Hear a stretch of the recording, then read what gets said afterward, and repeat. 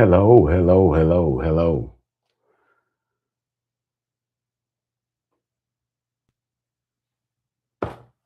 Welcome to live stream. This is my live stream, and today's topic is we're going to be talking about why are you single, and this is obviously a live recording, and I wanted to put this together to let me make sure I'm on the right camera here. There we go. I wanted to put this video together because for those of you that don't know, I'm George, the motivated rider, and I am a mental health uh, therapist, and I've done hundreds of hours with couples. I've done hundreds of hours with individuals that were single, and some were looking to be in relationships, and some weren't. Okay, and so I know this topic is not for everyone. But I do know that after doing hundreds of hours of sessions, I've came up with some things that maybe is getting in the way for creating those relationships. And I want to, my hopes is I'd like to help others get over the noise that's keeping them single.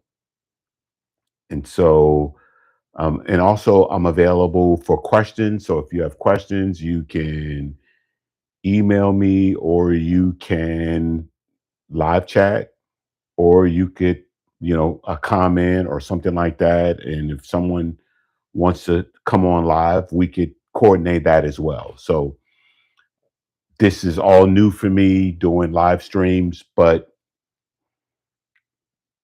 I really wanted to, I mean, my goal is to make an impact, and I think this is a way to do it. So actually, years ago I started listening to a radio host years ago, um, a lady by the name of Dr. Lori Schlissing. And she was a psychologist. And I started listening to her when I first got married, like 35 years ago. And I picked up some things, I learned some things because, a lot of us are learning how to be in a healthy relationship for the first time. So we're the first generation to learn how to do that. And so it's all new. So we're learning as we go along. And so, and I can provide coaching. I'm sort of bootstrapped for therapy, and that's a different program, but I can provide coaching. And so I just got a couple of questions that I want to ask. And so why are you single? So if you're somebody that wants to be in a relationship, that you want to be married, I know everybody don't, and so I understand that. And so if that's not you, then you can just turn the video off, okay? Um, and so, so why are you still single? So that's the question. So when you ask yourself, why are you still single? What narrative are you coming up with? What are you saying to yourself? So if I was to ask you that, you would say what? What would you say? Right? So maybe you might say, well, George, it's because, I pursued my career and now I'm in a good place in my career. And now I'd really like to be in a relationship. I'd like to be married. Or maybe, George, maybe you might say, I was pursuing my education. And now that I got my education, now I want to be in a relationship. Or you might say, if I was to ask you, why are you still single? You might say, well, I had to do some healing myself. And so now I've done some healing. I'm in a much better place. And now I want to be in a relationship. And so, or maybe you might say, well, I didn't want to be in a committed type of situation. And so I just wanted to, pursue my options and and just enjoy my life. I didn't want to, you know, get strapped down early or get into like a monogamous committed type of, relationship earlier on. But now I'm more mature. Now I'm in a different stage of my life. Now I would like to be in a relationship like that. Now I'm more ready. I feel like I'm more ready to be in a relationship. I might say, well, why are you still single? You might say, well, because of my standards. I have high standards, and that's why I'm not in a relationship. So it might be a variety of different reasons. So now, is marriage for everyone? Absolutely not. I don't think that. Okay.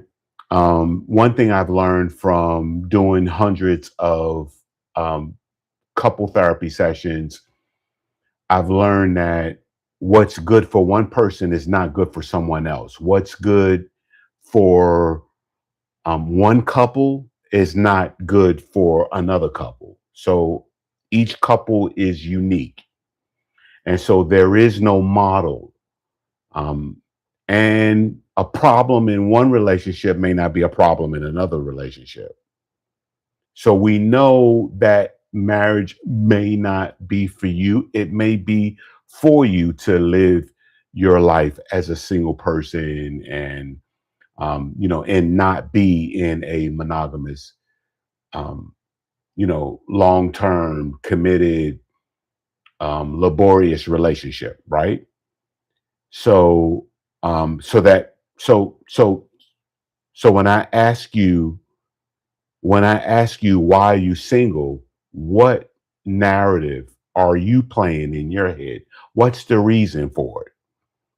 So, do you point inward or do you point outward? So, in other words, sometimes, when I ask that question, some people say, well, George, the market is tainted and it has, the pool of potential mates, have, urine in it, or it has, or it's discolored, it's not clear, right? And so, well, that means you're pointing outward. That means you're pointing towards the market, right?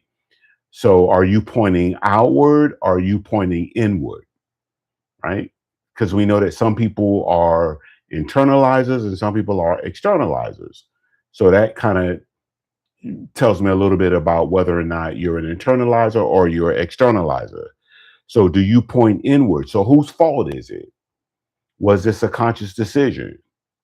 So whose fault that you're in this position, that you want to be in a relationship, you want to be married, but you find yourself being single?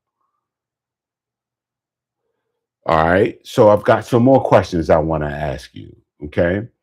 Um, so when you think about 0 to 5, all right. So let's say 0 to 5. Um, who were your early childhood models for relationships? So what did that look like? So was it like, what was the situation? Now, what did you learn from that? Okay. So what message did you get from that? All right. Because all that's going to influence how you feel about being in a committed relationship. So that's going to help direct the emotional narrative.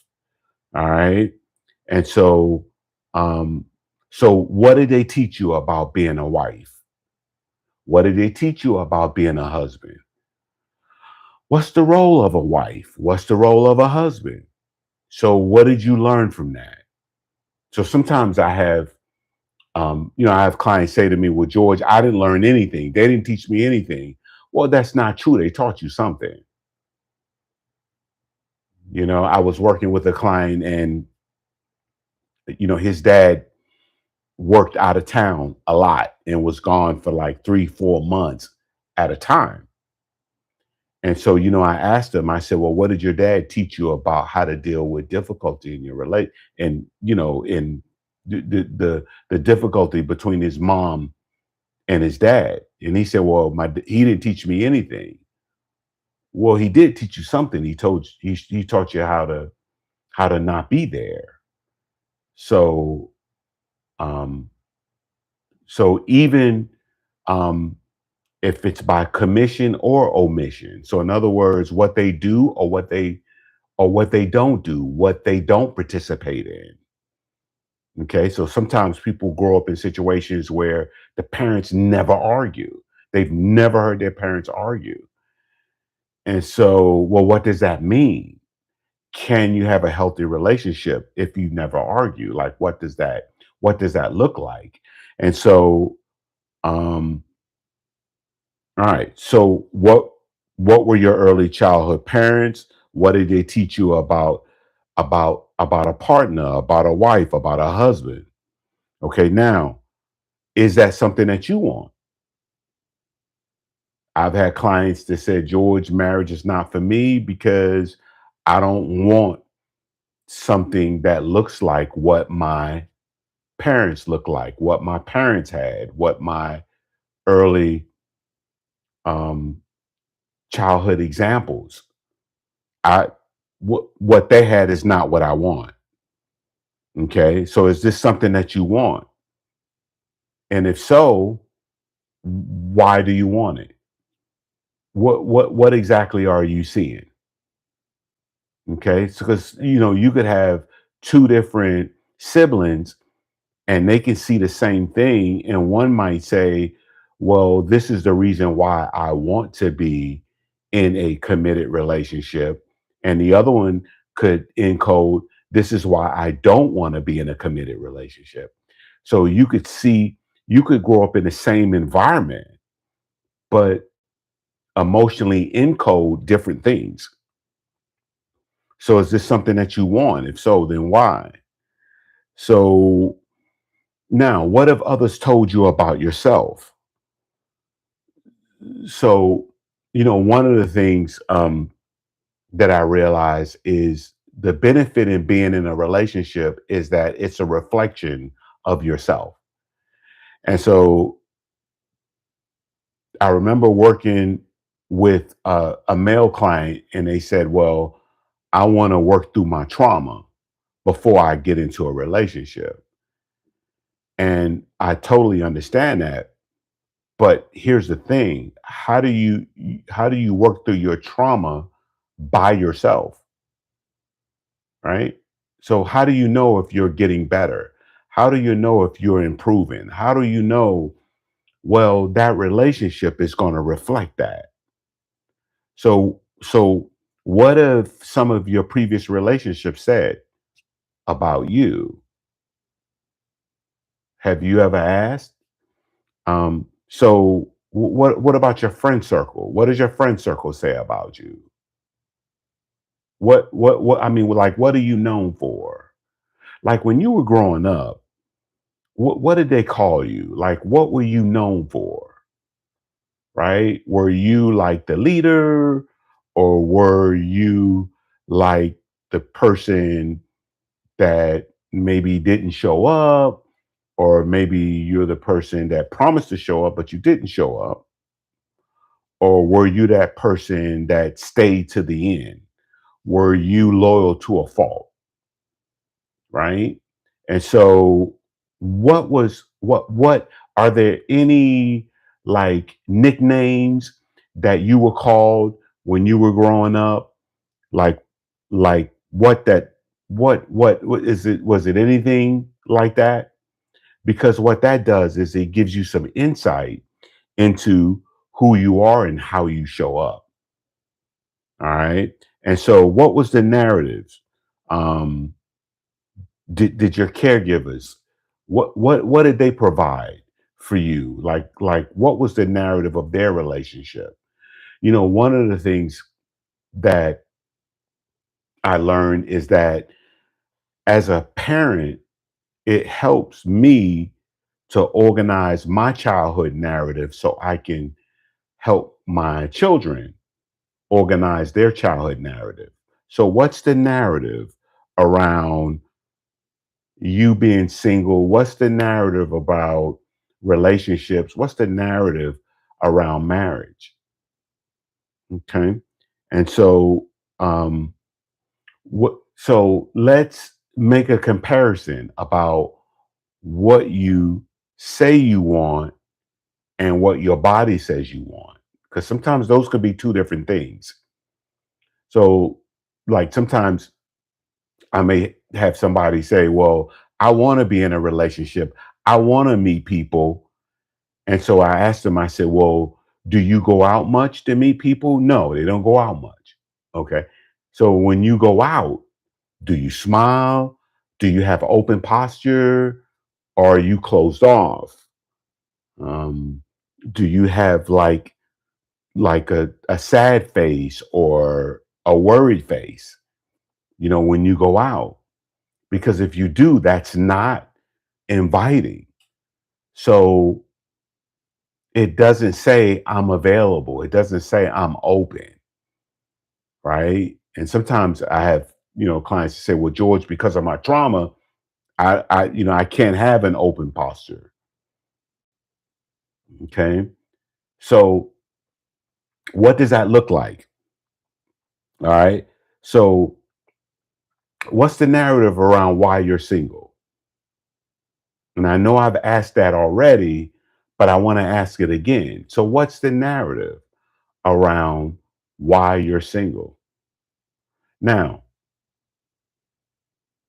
um, so the other thing is, do you have friends that are happily married? I think that's important to have friends, okay, that are happily married. I know you got friends that are married, but do you have friends that, they know how to communicate with one another? They are available, they support one another, they care about each other, they they listen to one another, right? They want to please one another. I think if you love someone, I think, you know, I I I think you it makes you work on yourself so that you can be more available for them. Okay. And um, so what's the scenario for you? And so take these questions and ask yourself these questions. And are these some questions that resonate with you? And if they do, how do they resonate with you? So if you need to go beyond that, it could be helpful to have someone to talk to, someone that's not biased, someone that doesn't know you, someone that can help you see what you're doing versus what you're saying. All right. So that's all I really had today. So I do want to say, if there's something you want to see me cover, let me know. Put it in the chat. Love to talk about it. If if you want to come on live, I don't know quite how to do that, but I can figure it out. Okay, if you want to come on live and would you want to have a live conversation, we can do that as well. Okay. All right. Thanks for watching, and I'll see you next time. Bye bye.